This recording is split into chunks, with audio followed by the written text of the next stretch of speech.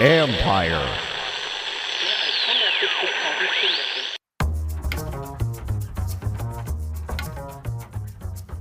Hey babies, hey babies, hey babies. Hi everyone.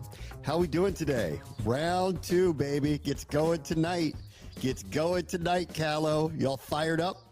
Yeah, this one's been weird. I don't know if I've had a playoff run where we had like a week off. This has been the weirdest thing ever between round 1 and round 2, where like Carolina's been off for a week, we've been off for 6 days. I don't remember the Caps ever really doing this in the Ovechkin era for this long, but here we are. Got to ramp it back up just like they do. Yeah. Well, I mean, I think the good news is both of them have been off for an entire week. It wasn't like they had to wait out Carolina to get through their series. They've both been off the whole week. So this will be strange tonight. Let's see who's got some juice in him and who's kind of feeling it tonight. Because I think, like in any sport, you take that period of time off, it's going to be awkward, at least for the first period or two. So let's see who hangs in there first period tonight. Yeah, and I mean, what I'll say is this is the Caps played very physical that first round. It's not going to hurt them to rest up a little bit and then bring that physicality back to Carolina. So I don't mind it at all. Yeah. All right, we'll do a full preview in a little bit. Let me start with the football news, which is yesterday, if you saw, this was a surreal scene at the White House where the president is announcing that the draft is coming to Washington, D.C. for what I believe is the first time ever. I don't believe they've ever had it here. The draft used to be held all over the country before it was a thing, but it's the first time here. And they outwardly stated that they believe that they think 1 million people are going to show up to this one, that it's going to be like one of the biggest draws of all time. But 1 million people to show up for the draft. So they got some high bar that they think they're going to hit here. They think this is going to be one of the biggest events in NFL history. They believe is what's going to happen in a couple of years. I mean, I think I was hinting at that yesterday a little bit. It's the proximity to all the different fan bases, on the East Coast. It is, an ease of getting here. If you want to come to DC, a lot of the museums, almost all of them are free. Like, this seems to be a no-brainer if you're an NFL fan and you actually want to come here. And the visual of the mall is going to be one of the coolest scenes. I think it's probably going to rival what happened up in Philly when Philly did it years and years ago. I remember when they did it, that was my first thought process of, this has got to be on the National Mall at some point. Not surprising at all if they're going to expect 1 million people with how easy it is to get here. I'm going to do this in a little bit. There's a CBS Sports piece that says 5 things for the upcoming NFL season that if I told you were going to happen this year, you wouldn't have believed a year ago. And you'll really like one of the 5 that they chose for that. But I think number 6 or 5A would be, would you believe the Commanders owner, Muriel Bowser, and Roger Goodell are standing in the Oval Office with the president, all of them for various different reasons, all under this, what the announcement's about, which is a very positive thing for the city and the team, et cetera, the city, whatever. But think about all of those particular people all standing there. I mean, Donald Trump was going after the NFL first go around, calling the players sons of bitches and they should be fired for kneeling. Remember, Roger Goodell's been wheeled down to Capitol Hill a number of times. Muriel Bowser and the president, I doubt, see eye to eye on a lot of different things. Like the Black Lives Matter court, that's supposed to be taken down in the middle of the city. So that was a pretty surreal thing to see them all kind of standing there smiling, talking about, obviously, albeit a really good thing for the city. Well, not only that, it was also what they were said. Like, Trump commended Bowser, saying the city had been cleaned up in the past few months, which I don't have the numbers behind that, but he was saying it with her in the room there. And then Josh Harris saying, "You're the ultimate commander." It was really like some kiss the ring type stuff, which I don't care. Play the freaking game to get RFK. I don't care. I will say that outright. But yeah, it was definitely a little surreal seeing all 4 of those people. And as you mentioned too, Roger Goodell had to be testifying 3 or 4 years ago whenever those, conversations were happening. This was honestly a fever dream. Like, there was no other phrase to describe this. And here's the other thing too, overall. And once again, I don't really care what side of the aisle you're on. Why is the president announcing something that's happening on the mall? He's never really in local affairs, but fine. Okay. Like, that was another surreal part of this. So yeah, it was a fever dream all the way around. Yeah. I mean, there are some this president, we talked about this a little yesterday. This president is believes sports are important culturally, which we all know. Like, you should use it to your advantage. It's an easy way to kind of tap into different audiences because they will see this, hear this. It's outside of the realm of are young people really watching any speech he's giving on tariffs or immigration or whatever else, the policies are that they're dealing with right now, but they will hear you out on sports. He's been going to UFC matches for years. Dana White's like a advisor of his now. He tried to buy an NFL team a number of times. I think he came moderately close to getting the Bills a long, long time ago. So like he understands the power of sports and what it means, and to have these announcements. And, I just like what's really interesting about it is it's like, what role did he actually have in getting the draft to come here? Yeah. What role did he actually have to have RFK coming here? But everyone's just going to let him say that he did, because flattery is the way to his heart. Flattery is the way to stay out of his crosshairs, honestly. And that's why I thought it was so interesting to see Muriel Bowser there, Roger Goodell there specifically, because they are two in his crosshairs, through the years. And there they were all smiling together and playing the game. It was pretty amazing. I do want to harp on one thing too, just because of like the rules and stuff. Tom Sherwood brought up a great point. He was like, I guess a for-profit entity is allowed to have an event like this on the mall. And granted, I don't know what the permit situation is. Like, you tell me how the Caps and the Nats have, victory championship parades, right? Like, I don't know how this stuff works. Yeah. But then I saw Rick Snyder put a quote retweet of like, you're usually not allowed to sell alcohol on the mall either. But are you going to tell me that they're not going to try to take advantage of 1 million people down at the mall by selling? You know what I mean? Like, so this is where like I'm just interested as a local, where Pandora's box is now open. Where will it end? Because I saw those renderings yesterday. There were some like luxurious parts of where the renderings were at. So I'm just interested now the details of like, have we now gone full blown like, I can go buy a beer and drink it on the mall for a public event like this. I'm very interested to see what it's like. Yeah, I am too. I'm trying. Oh man, I can't find the page. Hold on, man. I can't find the page. I got the rendering somewhere. I might have gotten rid of the page. But anyway, like it's pretty cool. Like what they're showing. Like unlike the RFK thing, which the other day I think people got a little bit confused when they showed the renderings of what the new RFK could be if it gets passed. That actually wasn't a final design. That was kind of like a concept of what they're going to do. Like there will be a roof on the stadium, whether it's glass or not, I don't know. I thought that was kind of cool. I don't know if that's what they're going to do, or at least maybe not glass, maybe something see-through. The viewpoints through the stadium to see the monuments or the Capitol in the background, like that's probably a likely, but if what you saw from those renderings a week ago, that actually was not a final design. I think people got a little bit confused about that. Like that's just kind of the concept of what they're thinking of. In the case of the draft yesterday, I think they basically showed you what it's going to be.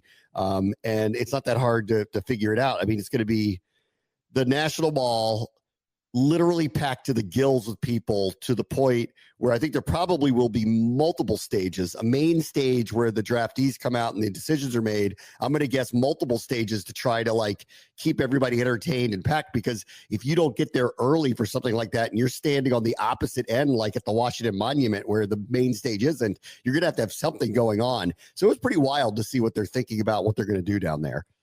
Yeah, I mean, and I don't know if you've ever been down there for an inauguration or any of the other major events. They'll put screens up that stretch, all the way to, the Lincoln Memorial if they have to. I think it was for the Caps parade. They did the same thing. I know you and I were very upfront, but I remember seeing pictures of screens and speakers that were set up behind that point. So I think you're going to be able to, at least watch it on a screen no matter where you're at there. But that's what I was envisioning. It's going to be kind of like the Caps parade. Remember, everyone was, so far up, then that upper area near the Capitol, that'll be where, most of the media, most of the luxury, most of the, actual event is going to be. To me, the logistics look pretty easy of this. Like, they've done major events like this on the mall. I'm not surprised this is kind of a plug and play type situation. Yep. All right, here we go. I found it. There we go. All right, take a look. It's pretty cool what they're doing. Is it popped up on the screen? Did it not pop on the screen? What's going on? This stuff stinks today. All right, whatever. It's not working. Who cares? Go look it up yourself. You can Google it. See what it looks like. I don't know. It's pretty cool. Anyway, all right, let's get into a different version of the draft. I don't know if you saw this Eric DaCosta thing, but he went on, a Ravens show post the draft and was giving his thoughts on the theory of drafting and where the Ravens are, where he is on it. And he took a position that I don't think you hear people take publicly very often, because, you know, I would think most of the time that like you believe that your group that is picking people really believe in the people that they're picking, that like that's really like you hear these stories forever. I stood on the desk, I pounded the table, I told them I had to take my guy, I believe in him. And DaCosta, he's not saying they don't do that, but he's also saying I'm playing a numbers game here. And it's not exactly the type of science you think it is. In fact, I don't believe there is a science to doing this. I think you just take a lot of cracks at the bat with it. You get as many picks as you can. You bring them in, and you hope to hit for a semi-high percentage. And if you do that, then you will do well at drafting, which was kind of dispelling the notion that we are going to find the needles in the haystack, let alone the really, like, we can pick out amongst the cream of the crop who's going to be the better pro, who's going to turn out to have a better career, and then the needles in the haystack, we're not telling you that we're scouting any better than anybody else. We're just going to take a lot of swings at it and see how it goes, which I thought was a very, very interesting way to be public about how you feel about the draft, which is, this is a numbers game to us, actually. We obviously have to get talent. We obviously have to get people that we think are good players, but we don't know as much as you don't know, even with the information we have. So we're playing a numbers game. And I couldn't believe he actually said that out loud. But you know what? He's being honest. I appreciated it. Well, and it was also that it wasn't like an anti-strategy stance, except for trading up. That was what his gist was I have no reason to trade up when everyone's drafting certain positions and somebody will always fall to you that you probably shouldn't have a shot on. Which I'll push back on is that's also how you draft two safeties in the first round in the last 4 or 5 years. So I will say that, like, you are drafting a position that people normally don't draft in the first round, but they should have a stud safety tandem for the next couple of years. Don't get me wrong on that. But I don't mind that philosophy being spit out there. We know how this works too. Guys like to trade down and take as many shots as they can. Honestly, too, that's what the Patriots did for so many years. People got mad because Belichick would miss out on the first-round picks, but he also had 1 million second, third, and fourth-round picks every single year. So, yeah, I'm not surprised, that I guess that it is a team's strategy to just keep taking cracks at it. I was surprised at kind of the, like, in-depth detail that he went in on it, essentially. Usually GMs don't go in on their strategies like that. But, yeah, and I loved how he explained it, too, was just like, it's all a numbers game. It's a crapshoot anyways. You don't know the circumstances anyways. I think what he was just getting at here too was there are 1 million factors when you draft a player. How their attitude is, how the team's player is, scheming, coaching, everything. I think he's pretty much just saying that was a very long-winded way of saying best player available, and you still might screw it up because of the circumstances around everything. Yeah, I heard, I don't remember who it was. It might have been Mike Tannenbaum, who used to be GM and does the 33rd team now. I think he said something like, if you bat 60%, you're doing like really, really well in the draft. And granted, like the chances that the 5th through 7th round picks ever become primary starters for you are slim to start with, and then let alone undrafted free agents that you ultimately bring in. And you're seeing teams more and more, they are valuing the undrafted free agents. They're giving them like decent chunks of money to come in and sign because they believe that those players have just as good a chance as a late round draft pick does to make the team and be a potential viable player for them. You just don't hear this very often because these types of, or like honest moment, which I think is what he's doing, the players don't, I think, want to hear this. Like, it might be reality, but every player wants to believe they've been chosen for a reason by a team. I don't think they want to hear from the chief decision maker that, like, yeah, we believe in you. We wouldn't have picked you otherwise. And yeah, we think you're good, but you're one of a dozen here, guy. Like we don't know what we don't know about you until you show up here. And oh, by the way, even if you have the right attitude, you might not be the right fit. And even if you're not the right fit, you might drop the ball at a key moment. Or like he's just being openly honest that like there's just a lot of guys here that are putting on a purple uniform, and we're hopeful that they're going to end up being Ravens, but we don't actually necessarily believe that they're definitively going to do it. And I've just never heard somebody say it, even though it's probably the truth, because everybody always paints the picture of, we want our guy. We know what a commander is. We look for traits in somebody to be that. We had people pounding the table. Adam Peters was talking about last year, the consensus pick was Jordan McGee on day 3.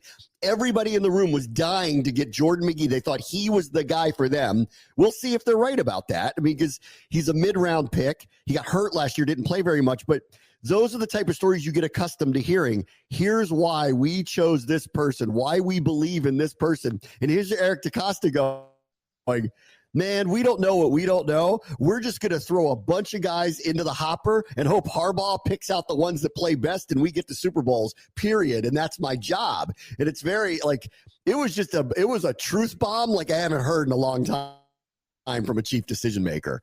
Yeah, I mean, the other side of this, too, though, is that I would say this. He said it like that, but it also doesn't mean that the Ravens aren't scouting these guys and pulling guys off their draft boards or all of that, too. I just thought it was a better way of saying best player available, but at the same time, don't overthink it. And I think what he was also getting at there, which was just as important as take the best player available, was don't try to trade up.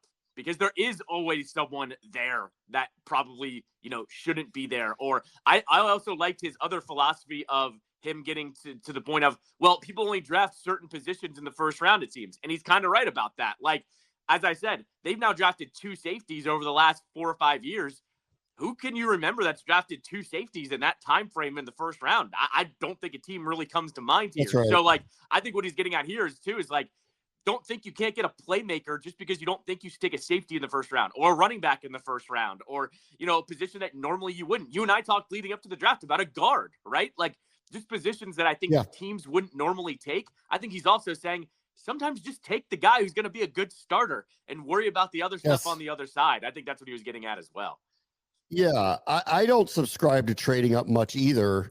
I think you do it for a quarterback. Like if you truly believe in a quarterback, I think you do it because they're in short supply and the good ones are all the difference in the world. So I subscribe to you do it for that position. I'm with him on, I don't subscribe you do it very often for just about anybody else. And the trading back in general turns out to be a pretty good thing to do.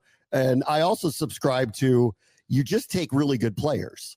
Like don't listen to the crowdsourcing and the front runners who go, well, you can't take this position here, you can't take that position there. Like frankly, at 29 this past week, had they taken Travion Henderson or a guard, neither of which are typical first round picks, I would have been like, well, if they're plug-in starters, what's wrong with that? Right. And the Ravens are going, Malachi Starks is the best safety on the board.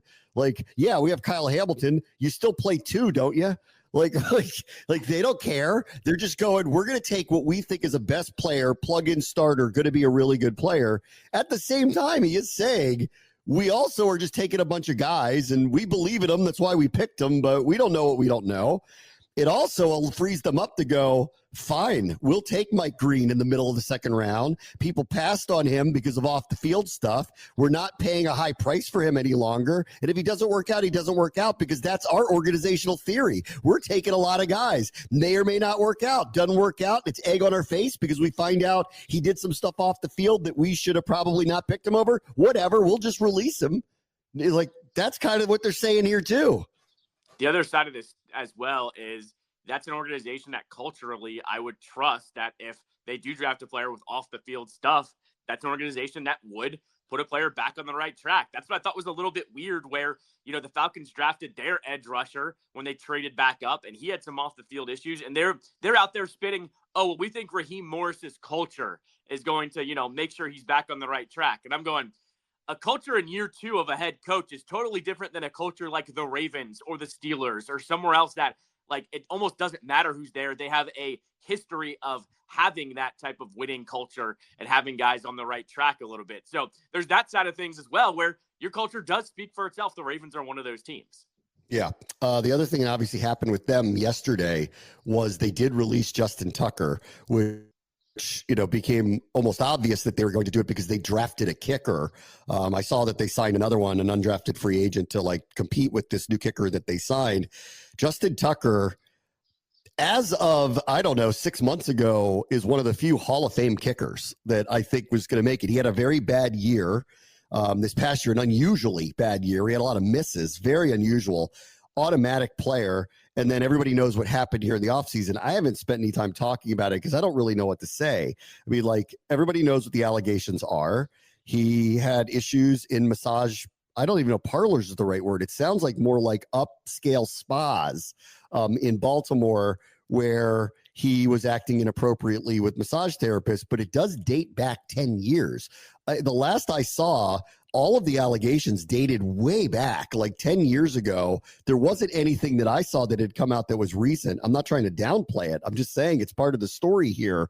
It wasn't like the Deshaun. I mean, it's different than the Deshaun Watson thing in that the Deshaun Watson stuff was very current when it was coming up, that people were saying he was doing it in the time period.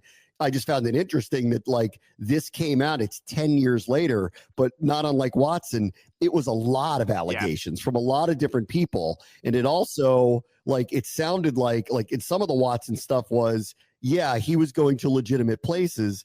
And then in other cases, he was not. He was like flying people in off Instagram and things like that, like non-legitimate things where, you know, wink, wink, don't we know what this is about? Justin Tucker's sounds like he was going to legitimate higher end spas where that stuff's not supposed to happen. He was acting inappropriately, and 10 years later it came out for whatever reason that it came out.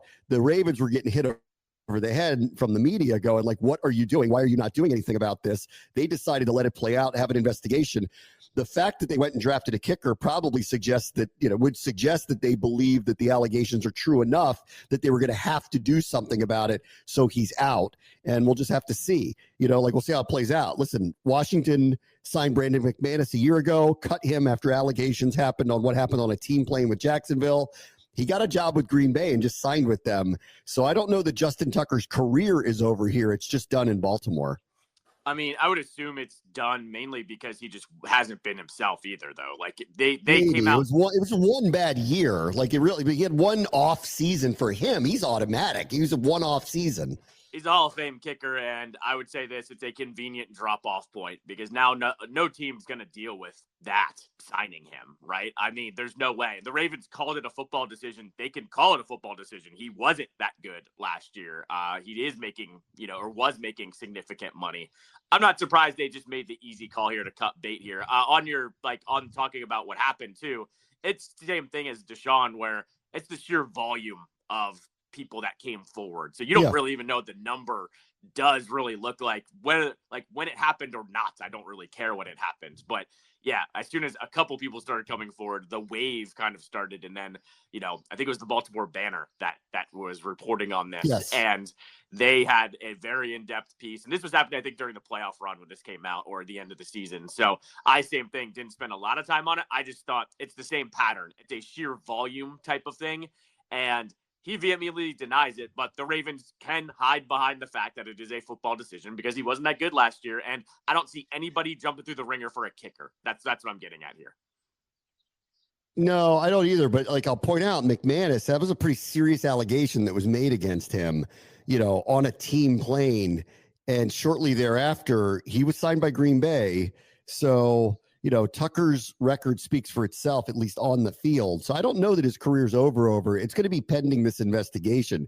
The Ravens waiting out this long, getting to the draft, not buckling under public pressure to cut him early, just kind of waiting it out, it leads you to believe that they believe that some of these claims are valid because Tucker has completely denied it. But, again, the volume is the volume. And he went out of his way to adamantly deny what the Baltimore Banner reporting was initially. And then what always makes it worse is when new allegations come after a vehement denial, which is what happened here. And they were the exact, not unlike Deshaun, they were the exact same type of allegations from different people. I think there were a couple of spa owners that were supposedly had banned him from the spa, which is a really bad sign. If that's what was happening. So, he's cut, but I don't know that his career's over. We're going to have to see how this thing plays out, and we'll see what the NFL does if they suspend him. We'll have to see. Because again, I'm not trying to absolve him of anything. The allegations are all a decade old. So finding out the truth in something like that, I think is going to be very hard, very difficult to do for the NFL. But for now, listen, he's done in Baltimore. if you think someone in the year 2025 is going to go through this for a kicker, there's no chance. Like, Deshaun Watson is different. That was a quarterback in a league where quarterbacks run everything. There's no way anyone's going to jump through this for a kicker. With McManus, too, I believe McManus beat that in court, too. I'm pretty sure it was don't quote me on this. I think it was a civil lawsuit, and he did beat it, or whatever it was. He was found not guilty of it. So, like, I will say, like, that came back, and that's probably why he got signed, is he was absolved of it. But that stuff with Tucker, I'm telling you, he's a kicker. He's not a quarterback. I don't think a single team is going to deal with that. Yeah, maybe not. One other real quick thing. Matthew Stafford's new contract just came out. It is a 2-year deal. However, there is apparently, according to Pro Football Talk, there's no guaranteed money beyond this season. And there is a 5-day window in the league when the league opens for business in March where they have to trigger what would be about a $40 million guarantee for 2026, or they have the option to trade him. So Matthew Stafford's future, like for the next year, is going to be very interesting. He's going to play there. He does have another year. If he plays pretty well, I'd assume, because the number isn't crazy, they would bring him back again. But this time, unlike last time, they're going to figure this out quickly. That's not going to shake in the wind. And so Stafford getting traded very early in the league year next year could happen by the structure of the deal. So if you're looking for a quarterback domino that would happen really fast, if you're a team that's going to be looking for a quarterback next year, like didn't get the one you were looking for this year, you'll be looking next year. He looks like he will be available in day one of the league year in March, and the Rams will have to make a choice early on that. There will be no letting it like shake out. You're going to have to make a choice whether to guarantee a contract for him or to move on from him. So that'll be interesting to see if a market evolves for him for the teams that never got the quarterback they were looking for this year. It'll be a second year in a row where Matt Stafford's talked about on Radio Row in the year 25 and 26. So yes. that's where I've landed on that. Yes. All right. Let me take a quick break. I want to read you the CBS Sports Things. 5 things that seemed unbelievable a year ago, and you're going to like one of them. Very much the show, ESPN 630 Sports Capital. BetOnline is the world's most trusted betting platform and your number one source for all your sports betting action. Baseball season, we're through the first month. It is in full swing. We're heading into the home stretch here for the NBA and the NHL playoffs as they have moved into their semifinal rounds. And BetOnline has more ways to stay in on all of the action. Latest odds, news, scores, even live in-game betting while the games are being played. With the largest selection of odds on everything from MLB, NHL, UFC, BetOnline remains the number one online source for all your sports wagering info. In between games, head over to the BetOnline Casino with all the top Vegas-style games, including poker and live casino. BetOnline, the game starts here.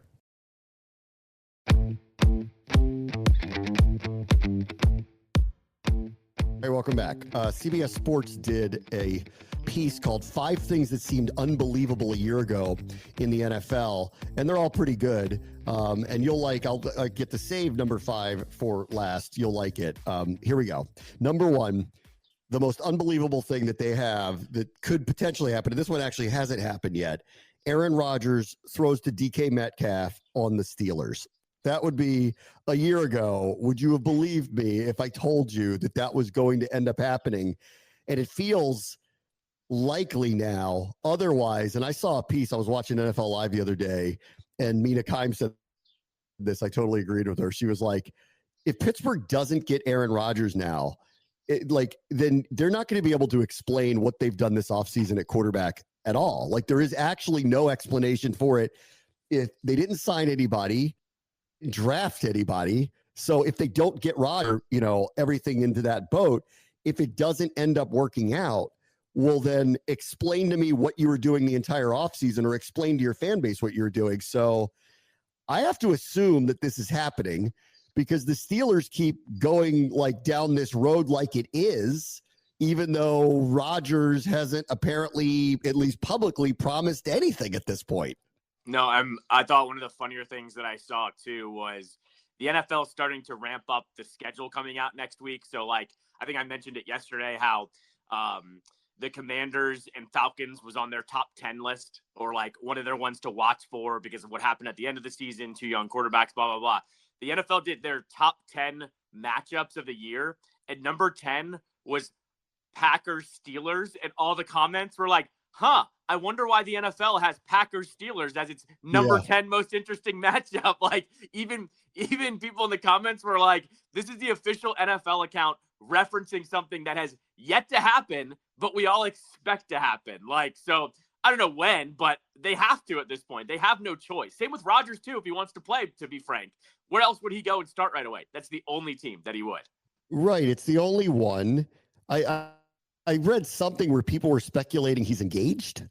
And that's what he meant when he was talking about there's things going on off the field. Like, who knows? Like, who knows with him? Like, and then I was watching the segment too, and Mita was kind of like, and Dan Graziano, who now like hates, he's like a hater, Aaron Rodgers hater. He just loves blasting him all the time.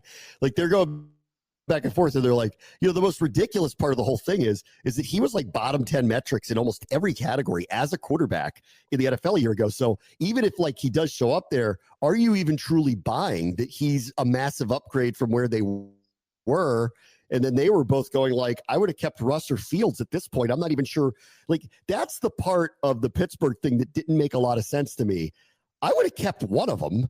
I'm not sure which one. I would have been more inclined to go with Fields that under Arthur Smith, that like who likes to work with mobile quarterbacks like this, that might be a fit long term. But they didn't make him feel wanted. They didn't want to give him the starter's money. And so he bolted and took a starting job at the Jets. I don't blame him. And they were kind of left high and dry, but it doesn't sound like they were crying over losing either one of them. Yet they had no plan B, and they're waiting out this guy who loves attention more than anybody I've ever seen. He likes this kind of attention too. He wants to be wanted. Like, that's his whole thing. He wants to be wanted. Once he signs on the dotted line, it's no longer he's wanted anymore. I think it doesn't even become fun for him anymore. He likes the chase. That's what he likes. So with Rodgers too, I think everybody's seen what he and Tomlin have done as well, where like they're making eyes at each other on the sideline, and everyone says like, "Oh, these two really like each other." All that, like, I think he likes that drama build as well, where it's going, "Oh yeah, we've been friends with these guys for such a long, we've been friendly for so long. This was a no-brainer for us to eventually join forces here." Here's the other thing here too, like I think Rodgers also kind of realizes this is a legacy franchise as well. He's really not, if you have looked at his offseason, he's taking his time to make the decision, but he's not BSing around. Like, he's not taking the trip to Egypt, right? Remember last year we're like, what are you doing? Like, you're going and taking that trip during OTAs or whatever it was. So I think the other side of this too is Rodgers is making it a little bit more of a professional approach here by not officially being a part of the team, taking care of whatever he has to take care of. I think he just likes the attention, likes being wanted. I think once he's there, it's not as fun for him anymore. Like, he likes being chased. But like, he's not being chased like he used to. So, a couple of years ago when they were going through this, there were a bunch of teams that probably would have talked to him about it. Now, after what happened over the last couple of years, I think that list has gotten chopped down and limited. Pittsburgh's going, Guy, we're the only people that really want you here. Like, what are you waiting for? Like, I'm convinced he did want to go to Minnesota. I'm convinced of that. Like, that's what he wanted. And that's probably what he was holding out for. And he's hoping they don't think JJ's ready. They want to bring him back there. He wants to play for a rival against Green Bay. That would get the juices flowing for him. And once they didn't move on that, then that's when he was like, I'm out on the whole thing. Number 2 on the list from CBS Sports was things you wouldn't have believed a year ago. Jameis Winston will replace Russell Wilson with the Giants, which caveat, Jackson Dart could replace both of them with the Giants. Although I have a feeling Dayball's going to play his cards here and go, Jackson Dart, you're on the bench for a year, and then we're going to get you ready for 2026 out of job preservation more than anything, because he can't put him out there as a rookie yet. They have 2 veterans. Russ is going to go out there as number 1 because he's got an ego, and you got to let him go out as number 1. They got to let the season play out to whatever degree it plays out. Maybe if things go wrong, Dart plays late in the year to try to give him a look. But this is a whole job preservation thing. Jackson Dart's not starting early. I don't even care if he outperforms either one of them. He's not, because they need to try to get through this year to get to the next year, and the promise of the quarterback that they picked that they're not promising will start on day 1. And to be fair, with Russ at least looked okay for a part of last season. Like, I would say, I don't really know what went wrong there in Pittsburgh. I don't know if people just figured out the offense or what, but like, I thought he at least showed signs of, okay, he can still be a starting quarterback in this league. I don't know how good he's going to be. Whereas you mentioned, Rodgers was like bottom 10 and everything. I don't know where Russ ended up settling in by the end of the year. I do know he had that stretch in the middle of the year, though, where he had them on a little bit of a tear. So I think you could tap into that with Russ and still be okay. That's the difference between the two as well.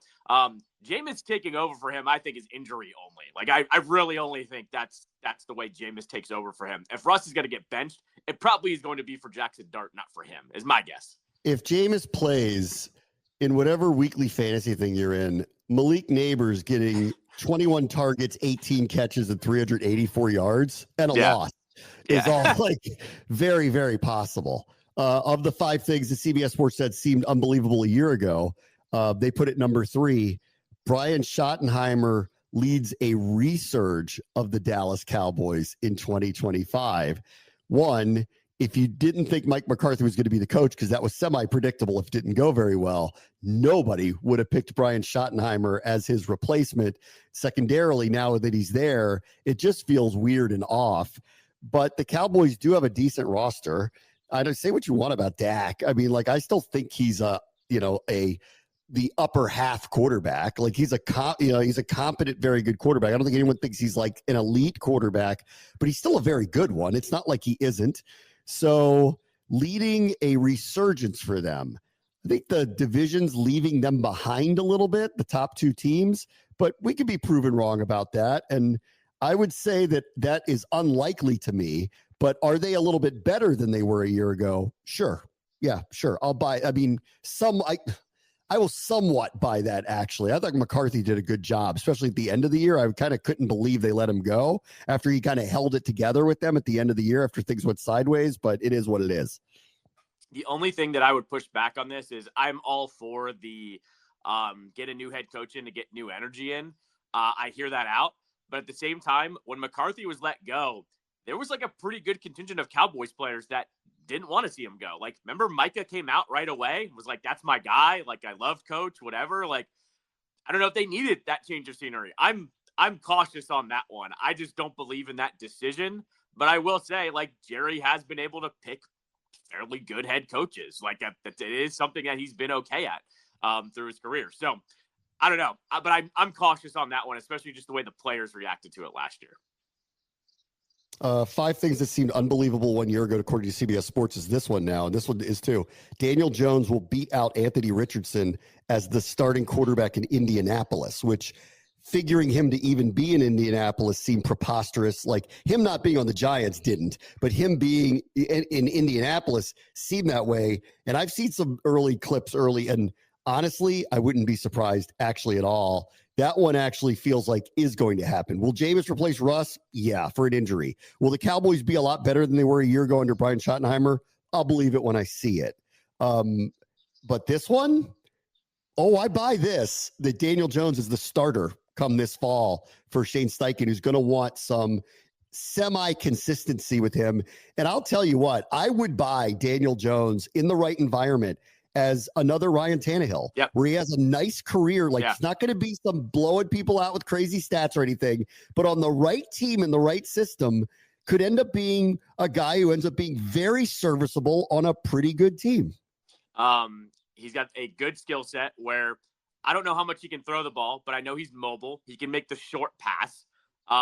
They have a really good running back there in Indianapolis too. So, yeah, I'm with you. Like, I think a Tannehill-like career for him isn't far off. I think Tannehill was actually a better passer, which is, kind of crazy to say, but I think he was. But I'm with you. I think he has always, once he had those first couple years in New York, he always screamed to me, he's an NFL pro. Is he a starter, though? Probably not for a good team. But for a team like this, yeah, he should be able to do it. And I want to point this back to Richardson, too. I always hate the draft a quarterback off of potential.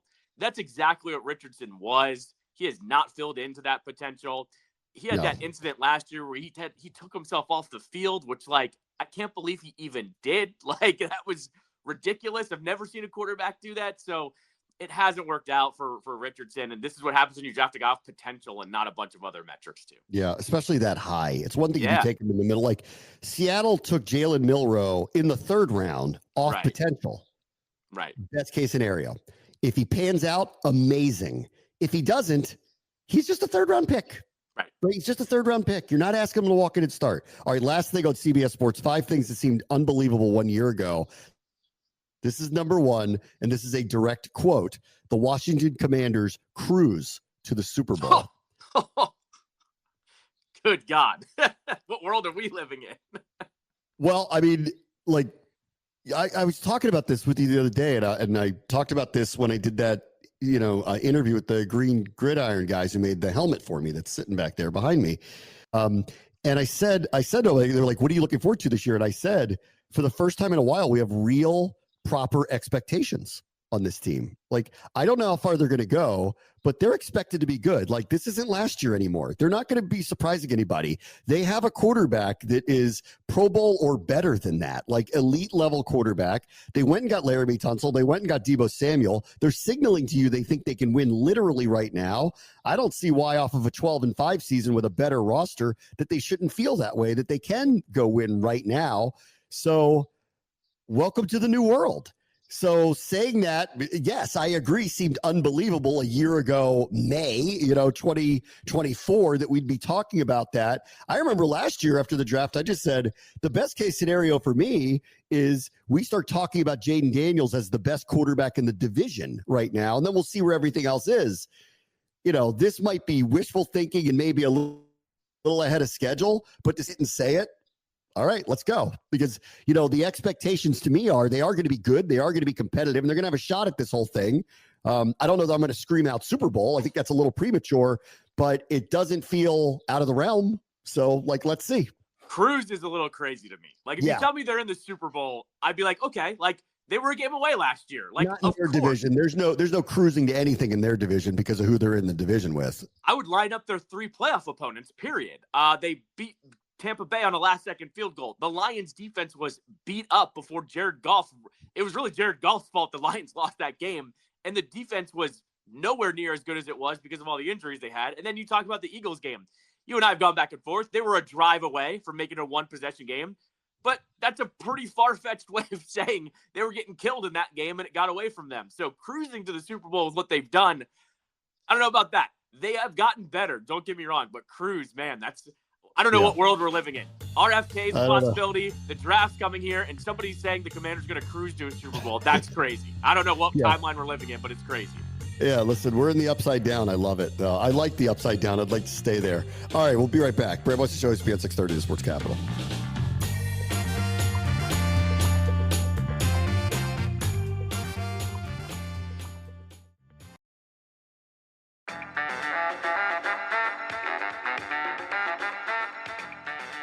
All right, real quick before I get to the Caps in Carolina, I just have to mention this. The Celtics missed 45 three-pointers last night and lost in overtime and could have tied it in overtime. Just think about that for a second. How did they not lose by 30 after missing 45 three-pointers last night? Like, that, it was historically bad. How did they not get blown out is really the bigger question that I have off of that.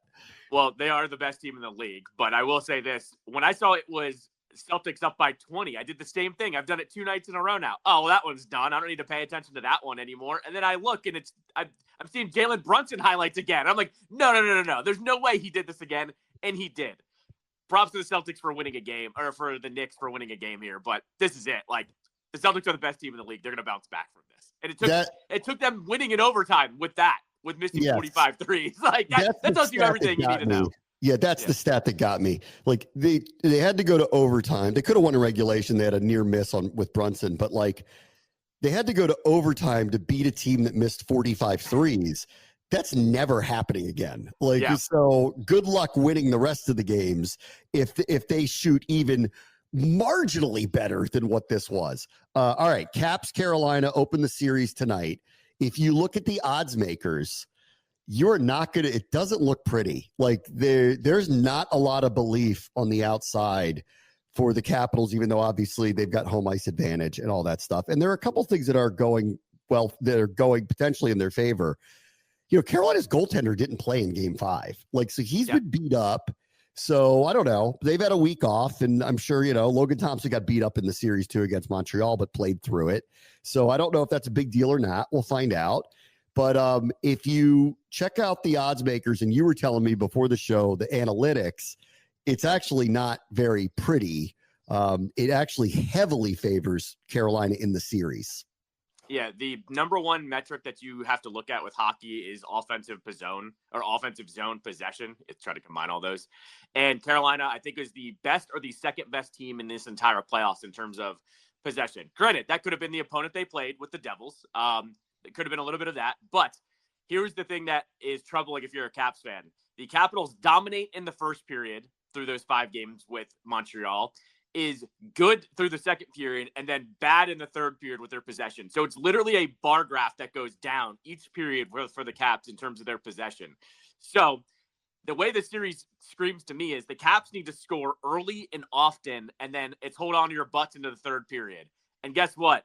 Carolina ain't Montreal. They're way better in terms of skill possession, guys, and their actual scoring prowess. Montreal was kind of lucky to be there. That series was a little bit closer than the 5 games looked like, but all in all, Carolina is a different monster. The one thing that I will say here that is going to be the difference is I don't think Carolina, like Montreal, can match up physically against the Caps. So the Caps need to kind of hold on, make this a long series, and I like them in a long series here. And as you said, we don't know what the goaltending situation is with Carolina.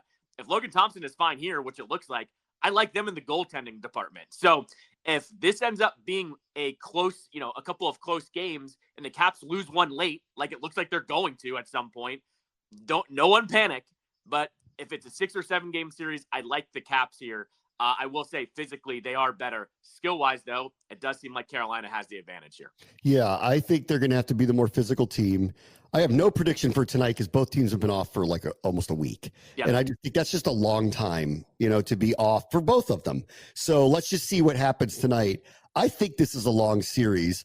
I'm a little spooked by the odds makers saying what they said because they made Carolina a prolific favorite in this, more than I would have thought. I thought it was a lot closer to even than what they said. And I guess the analytics are showing that Carolina is a way more consistent team with the puck. And therefore they're going to get more opportunities. And therefore they probably will end up winning. But let's see, it's hockey. You never really know. I mean, the 1 seed in the West was 2 seconds away from being eliminated the other night. So I think it's hard to know. And Logan Thompson has had a couple where he was outrageous. And if your goaltender is going to be that, you can go a long, long, long way too. So there's a lot of hope for me. And I think the week off thing, if the Caps could just get through and get a win tonight, get the series off on the right foot, then I think it goes a long way to trying to reverse some of these trends. And there ain't nothing like hockey, like pressure on the other team when they have to score, have to win, and you have to do it. And, last time I checked, Carolina didn't win the cup last year. So let's just see. Right? Let's just see, and let's see what happens tonight. This is the other side of this, too, that we haven't really gotten into with this series, is Carolina is turning into the Caps of old. Yes. They have this amazing core. They make all these amazing trades. They trade away draft picks and prospects, and they haven't won a cup. Right. Yeah. All of a sudden, it's starting to mount on them a little bit. The Caps are kind of going, we already won one. We got the all-time goal scorer. It's power of friendship since October, guys. We don't really care. So I will say that, too, that the pressure is more on Carolina in this series than the Caps. I feel like that. Maybe they don't feel like that in the rooms, but I would say this, Carolina's turning into the Caps of old a little bit. So, yeah, that is a factor here, too, where you kind of look at it and you think Carolina has a little bit more pressure. One other thing, too, that I didn't mention after the Montreal series, Alex Ovechkin, his on-ice usage was actually very efficient by Spencer Carberry in the first round. He was only playing 13, 14 minutes a night. That's perfect for Ovi. Look at what he scored off of not playing 20 minutes a night, which is what we're pretty much used to with Ovechkin. Underrated storyline was Ovechkin was probably in the bottom 6 in terms of ice time. Look at his scoring prowess. I just want to say Spencer Carberry really knew how to deploy him in that first series. Let's see what he does in this one against Carolina. All right, we'll have a recap of Game 1 tomorrow. Brave Boss Show used to be at 6:30, the Sports Capital.